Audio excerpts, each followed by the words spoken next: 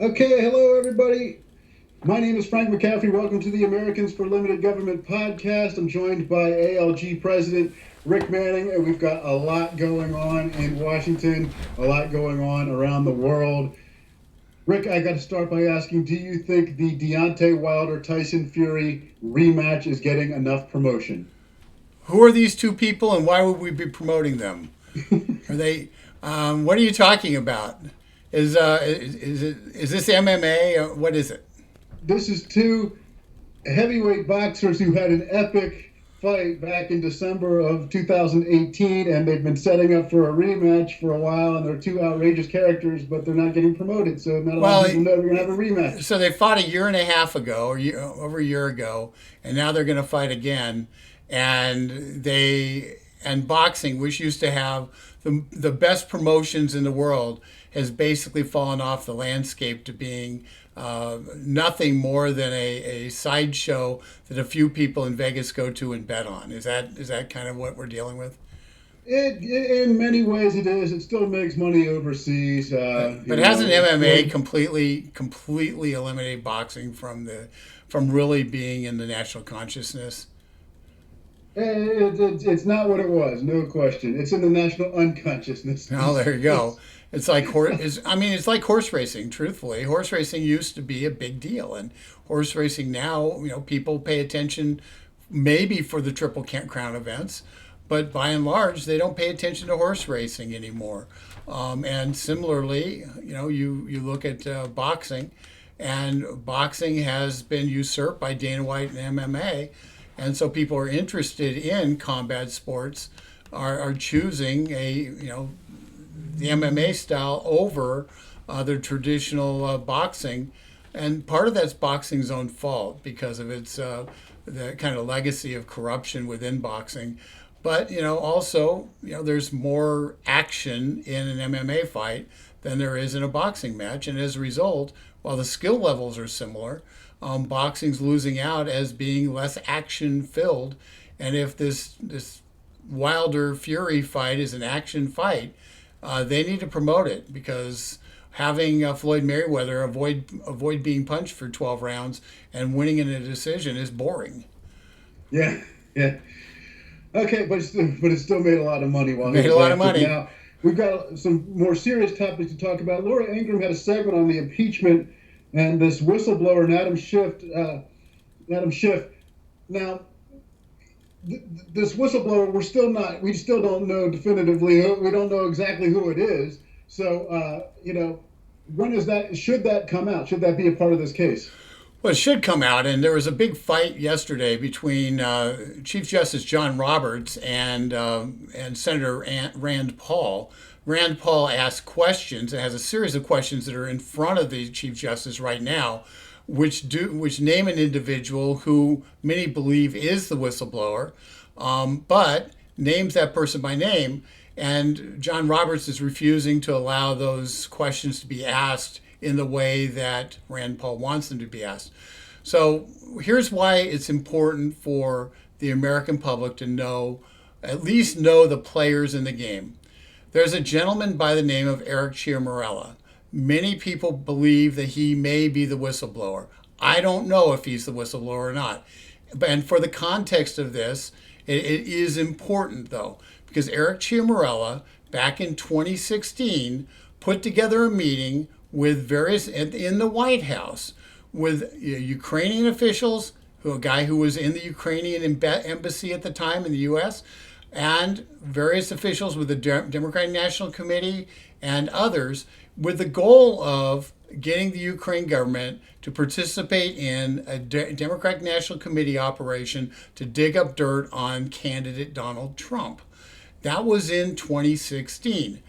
So anybody who looks at what Donald Trump's accused of, which is soliciting a foreign government, the Ukrainian government, to go ahead and actually dig up dirt on Joe Biden, has to be somewhat struck by the fact that Ciamarella, according to the Ukrainian embassy official, was involved in asking that exact question and asking the Ukrainian government to do that exact thing in 2016. So if he is the whistleblower, and that remains to be seen. What you have is the whistleblower blowing the whistle on the president, on President Trump, for allegedly doing exactly what he did in 2016 on Joe Biden's behalf. So that is why we have to know if Eric Ciamarella is in fact the whistleblower, and he has to be put under oath, and with a penalty of perjury if he lies, put under oath and compelled to testify about his actions in 2016 and his actions in 2019.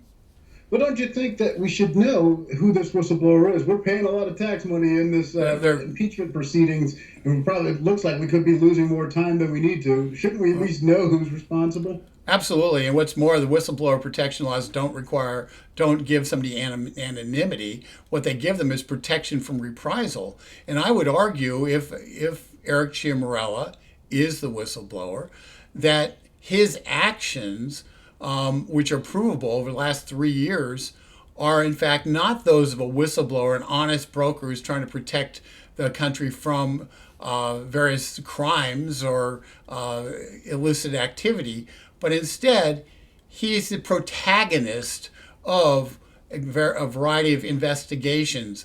It's interesting, he's mentioned, Eric Ciamarella is mentioned in a footnote in the Mueller report, which actually was a memo, an email that set off the entirety of the Mueller investigation, built around the idea that James Comey's firing was in fact impeachable and obstruction of justice.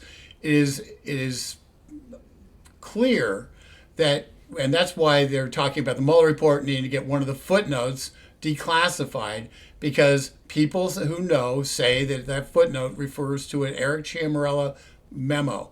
So this guy's been at the center of a lot of stuff. The American people need to know who he is, and whether or not he's an honest broker or not, I'll leave that to what we discover downstream. But we do know that he had a meeting that a Ukrainian official in the White House, the Ukrainian officials say, was an attempt to get them to help Alexander Chalupa to get money out of the Ukraine and to dig up dirt on Donald Trump out of the Ukraine. So that's something which is in the public record, and Laura Ingraham had it reported last week based on emails that have been released. Yeah, and there was a lot done to candidate Donald Trump, a lot done. I remember he came out and said that he was being recorded in his campaign headquarters, and just so much that was done. Was there ever a full investigation done on that?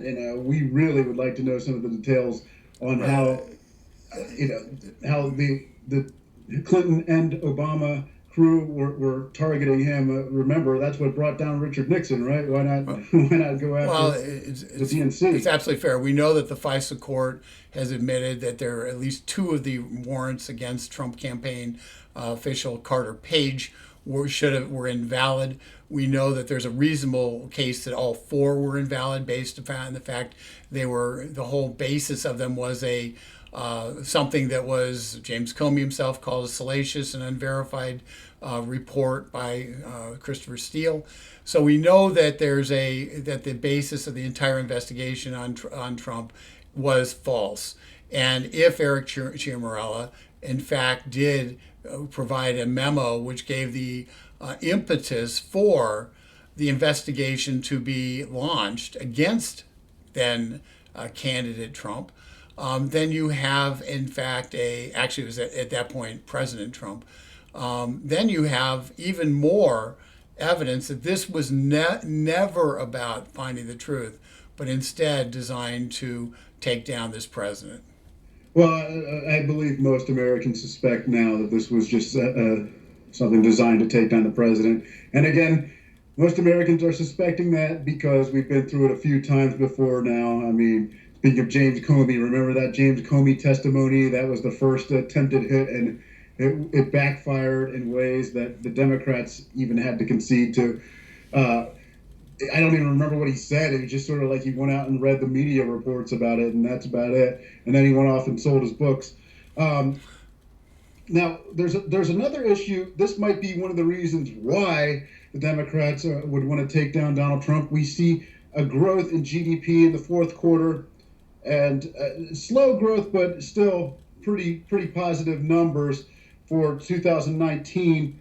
Um, this guy, he was saying that he was going to keep winning and winning and winning. In many ways, he's lived up to that promise. Do you think that the Democrats are saying, well, his record's too good, the only thing we could do is take him out at the kneecaps? Well, that's certainly what Representative Al Green, has said. He said, if we don't impeach him, he'll get reelected. Adam Schiff has stated in his statements in front of the Senate Impeachment Committee that the election of 2020 is invalidated because the president engaged in this activity with Ukraine, which of course Adam Schiff has absolutely zero proof that any of it actually occurred. So his imaginary activity is in fact reason to eliminate the president and disqualify the entirety of the election. So yeah, we've got This is all about 2020. This is all about trying to eliminate the president's legitimacy as the elected president of the United States in 2016 and take away the voters' choice then, and in fact take him off the ballot in 2020. A little known part of the impeachment inquiry, the impeachment charge, would disqualify Donald Trump from being on the 2020 ballot if he's found guilty. As a result, you can't look at this as anything but a political context. Yeah. Okay. Now, I'm just looking at the Dow Jones Industrial Average. It's down slightly today, but it's 28,614.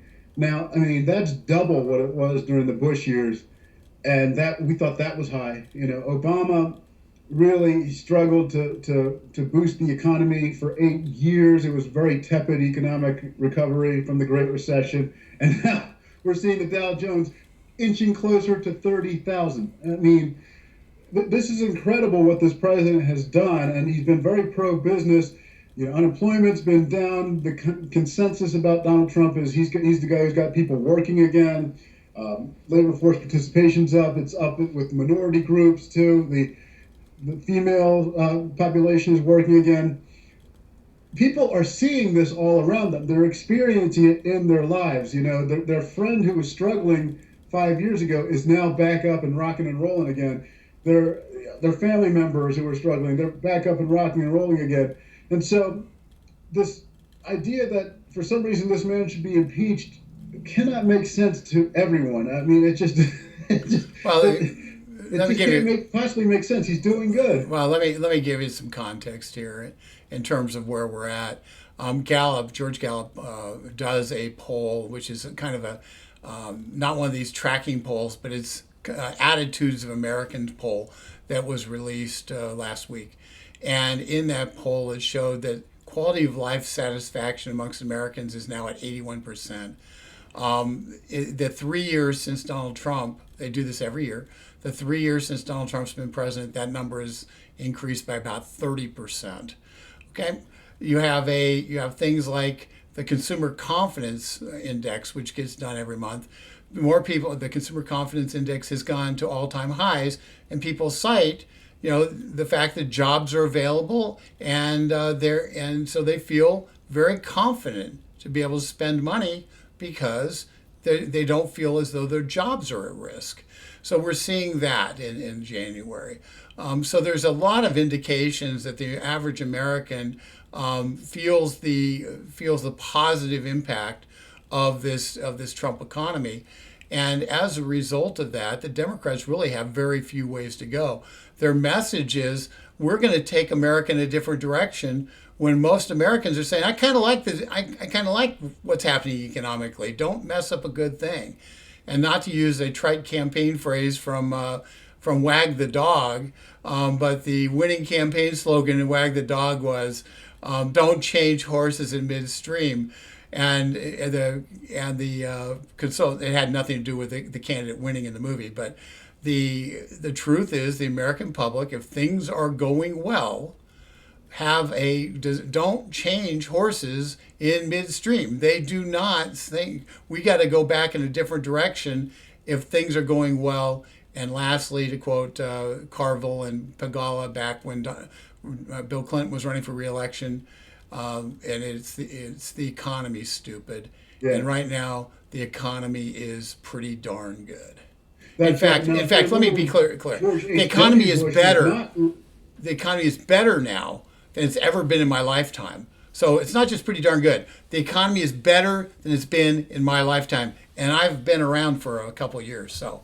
Yeah. Well, if you remember when George H.W. Bush was not reelected, a lot of that was because there was a recession that was starting right in the months prior to that election. And also, he had a third-party candidate. And there was a movement to blame inner city crime and homelessness on HW. And he did eat broccoli. Had it not been for that recession, and had it not been for that third-party candidate, he too would have been reelected. So I think a lot of people keep that in mind when it comes to the economy. It really does boil down to that. Now, sometimes if a candidate is not doing well with the economy, as Obama in 2012, they can pretty much bank on not getting strong opposition from the other side. Well, maybe Trump is saying, not only are times good, but I probably won't get the strongest opposition from the other side. As it stands, it looks like it's going to be Bernie Sanders. Well, Donald Trump on Tuesday went up to New Jersey, up to Wildwood, New Jersey, a town which is shut for the winter, okay? It's a summer town. Hotels are shut. The hotels had to reopen. The restaurants had to reopen, because they had 100,000 people come to Wildwood to see Donald Trump and spend the night. And it was that's in southern New Jersey, folks. So you're looking at this president being able to draw huge crowds at a time when a guy like Joe Biden can't fill up a diner when half the people are there for breakfast. So it's a real difference. And for those who wonder the impact of impeachment politically, remember David Axelrod, who was Barack Obama's campaign manager, noted that the impeachment thing was a disaster for the Democrats because in a focus group of Democrats asking what issues were of concern to them, it took 80 minutes, an hour and 20 minutes before anyone brought up impeachment. And the way these focus groups go, they ask open-ended questions. And the fact that Democrats were completely disinterested in impeachment and viewed it as being a waste of time is really, really, really hurts the Democrats' hope that they are going to politically benefit from impeachment. You see 100,000 people come to Wildwood to support the president because they're mad that he's being treated this way. And on the other hand, Democrats don't care. This is a political disaster for the Democrats. Well, I think the Democrats are seeing through all these attempted hit jobs, and they're not really even that good.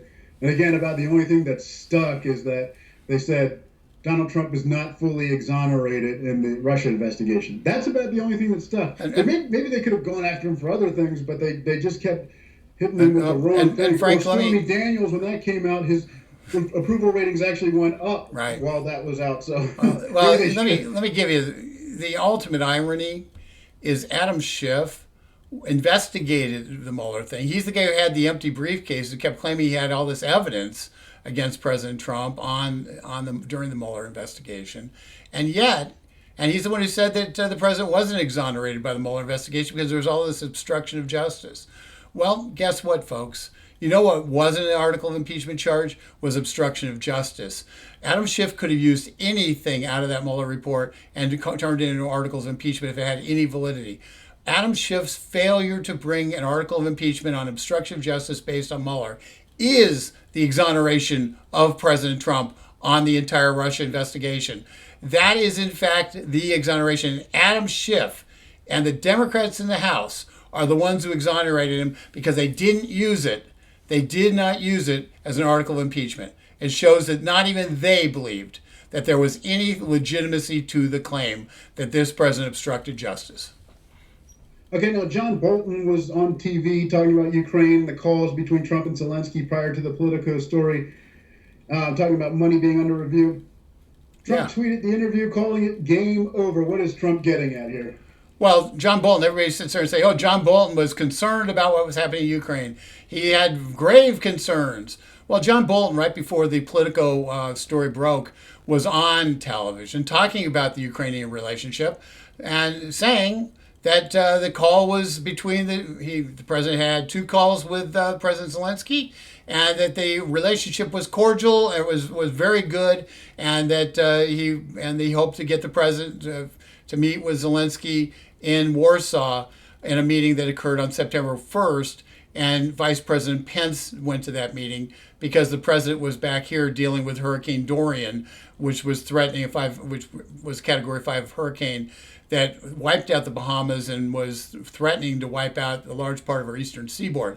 So the president didn't feel it was appropriate to be away from the country at a time when a hurricane could wipe out part of our eastern seaboard, and so he stayed here.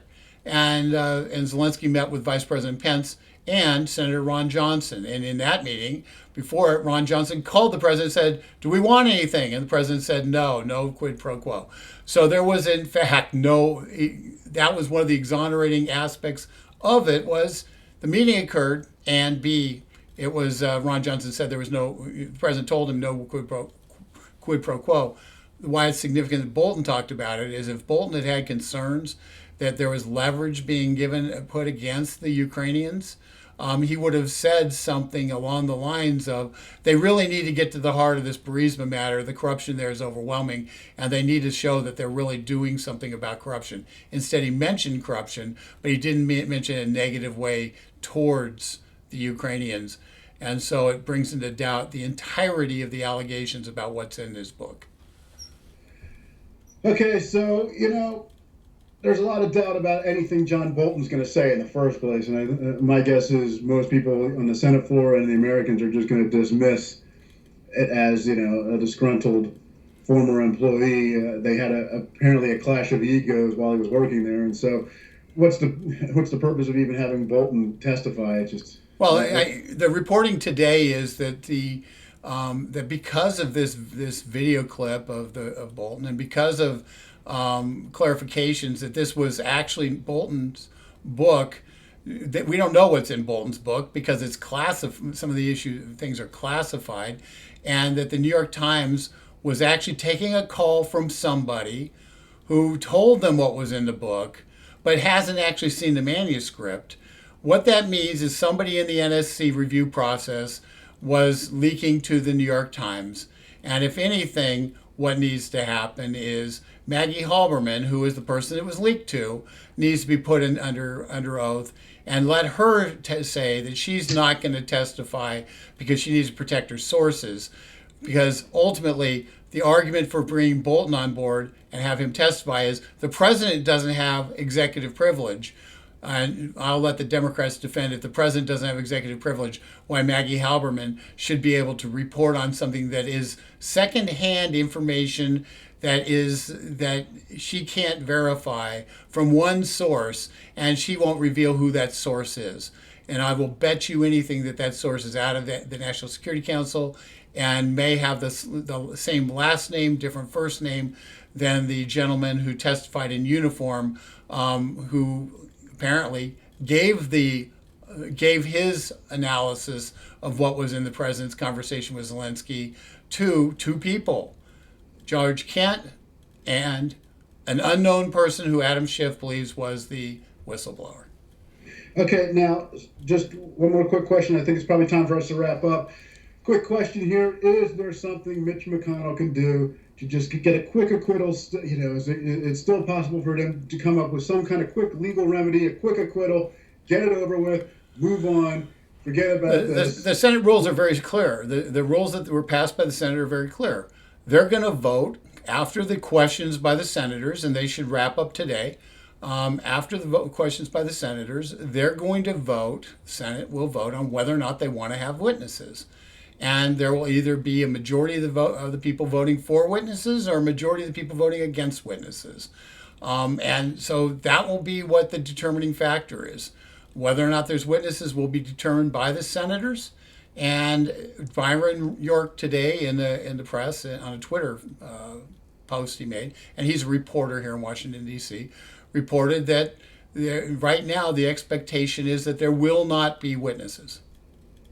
Yeah. That would be very nice for the taxpayer. It'd be very nice. It'd be very nice for America as a whole. We need to get this is impeachment going nowhere. It's partisan impeachment. And here's what they're not doing. They aren't dealing with the opioid crisis, which is a disaster, which is Yeah. impacting millions upon millions of people, and is responsible for putting a hole in our labor force. About 4 million men who were 25 to 54 who lost their jobs in 2009 and the financial crisis, and have never come back in the economy, and it's directly attributable to the opioid crisis. I was told this. This was confirmed to me yesterday by a member of the White House economic team when I was talking to him at the USMCA signing ceremony there on the White House grounds. And I asked him this question: is that where the hole in the workforce is? And he said yes. You can say that and without fear of being contradicted. So yes, we have a real problem with opioids. We need to come up with treatment solutions for this opioid crisis and put real resources into it, because millions upon millions of people are afflicted with it. Their lives are being destroyed by it, and economically it's in our interest because we need those people in the workforce being productive so we can continue to grow our economy. Now, here's a thing about that. I covered the opioid crisis daily as a reporter, and I got to a point where I was afraid to walk into a fast food restroom because a lot of people were going in and using heroin. Was also part of it. They were using heroin. They pull over, go to the McDonald's or the Burger King, go into the bathroom and use heroin, and then the next guy would walk in and see a blue corpse laying on the ground. I mean, it was absolutely unbelievable, and there were a lot of questions on how to stop it. And what we learned over time is that the best way to stop it is to get tough, really get tough. Well, I will tell dealers you, on the streets, tough with the companies selling opioids. And a lot of that's you go being, into a small town, you notice that CVS and Walgreens happen to be the nicest buildings in town. Maybe start looking at those guys. I will tell you. I'll tell you this. It's there are a lot of different solution ideas, and I think we need to take a broad look at it. But the one thing that's true is there's a lot of Americans who their lives are being destroyed. And while the initial choice to take them, to stick a needle in your arm, is a choice that's being made and a choice that people bear responsibility for, the second and third time they do it is not because they want to, it's because the addictions are so strong that it's virtually impossible to overcome without help. And even with help, it's a real struggle. So yeah, we've got a problem, and as a compassionate nation, we have a response. If we're going to fix this problem, which is a health problem, we need to figure out ways to do so. And it isn't. While there's law enforcement pieces of this puzzle, ultimately, if we're going to get people off of the needle, we're going to have to figure out ways to get them into effective treatment programs. And quite honestly, we need to break the barrier where Christian-based treatment programs, which are very effective, are allowed to actually keep the core of their program, which is Jesus Christ.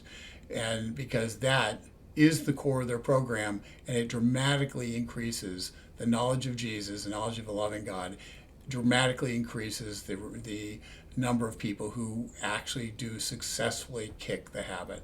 So we have to come to some tough solutions here, and that's what Congress should be working on. They should be working on dealing with surprise medical billing.